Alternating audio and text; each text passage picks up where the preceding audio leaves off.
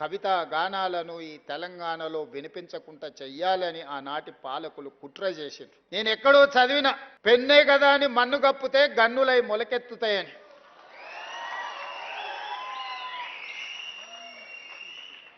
కవి రాసే పెన్నుల మీద మన్ను కప్పితే అవి గన్నులై మొలకెత్తుతాయి, మీ గడీలను కుప్ప కూలుస్తాయన్న నినాదాన్ని నిజాన్ని చేసిండు అందశ్రీ.